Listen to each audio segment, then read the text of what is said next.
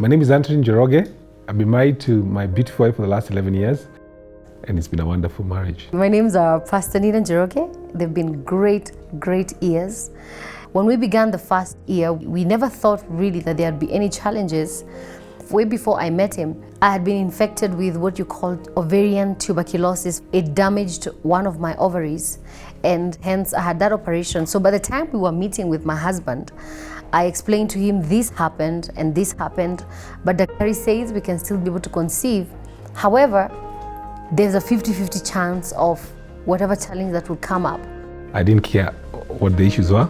The thing was to be with her and walk with her. That made it very easy. But along the way, we tried, because we said like we will first get married and then stay like for 1-2 years, like get to know one another, bond. That didn't happen, because 2 years down the line, 3 years, 4 years down the line, we were like, what is the problem? Some of my friends, of course, would tell me, like during the time of the marriage, a guy maybe gets twins. He says, "Hey, boss, what's happening, man? It's been 4 years. You guys are not doing stuff, and are you shooting blanks?"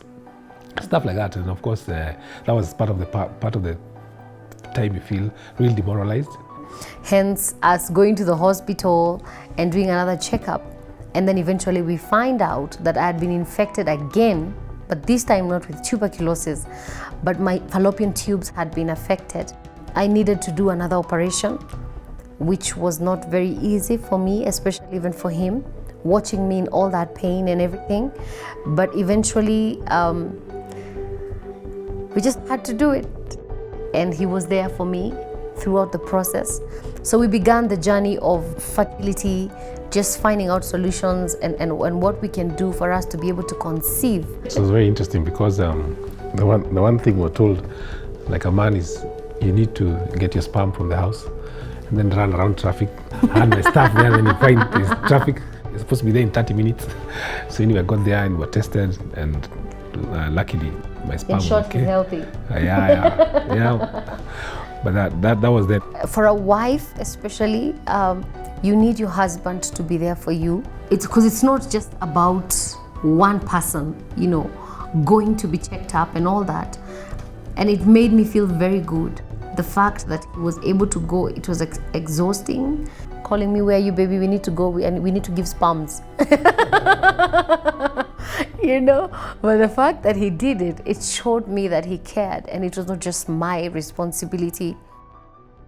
What I do is standing in front of people. And so I remember whenever I would see, that was years back, I would see women just passing near me who were pregnant. And I would just weep and weep and weep, because you see, emotionally, it's not easy. I'm all smiles and we look strong and everything, but at one point, I don't think now I'm there yet, because you have to also accept, come to terms with, okay, fine, this is the thing, then I would deal with it. And we are doing it with a smile. Mm-hmm. Yep. Is it easy? No. But then it's not easy, but focus on what you already have. The critical thing that we've done as a family is to make sure that we cover each other. So we've made our issues our issue. It's not a family issue. So if the family want to know, if like my sisters want to know about an issue, they ask her. And if it's her parents, they ask me, so such that we protect each other. And that has worked for us, so that even when she's going through a difficult emotional time, maybe she's crying because she's feeling lonely, then she has a shoulder to lean on. So I'm the shoulder. And also the church has been a great place, because then you go there on the altar, pray, cry. Every little girl wants to talk about her experience of how she gave birth, of how the child wakes her up in the night and stuff like that. But as for me, it's been so different and awkward. I would want to feel what the other women were also experiencing.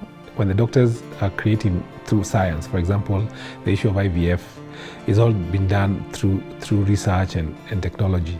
There are things of surrogacy.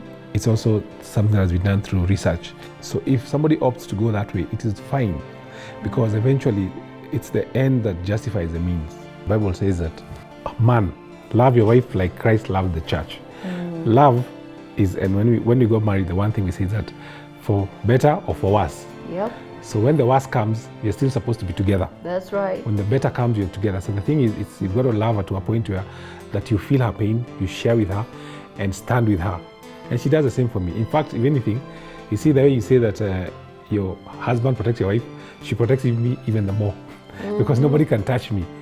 So he deserves everything I can give him back because of what he has been in my life. And we really Thank God. thank God for that. Yeah.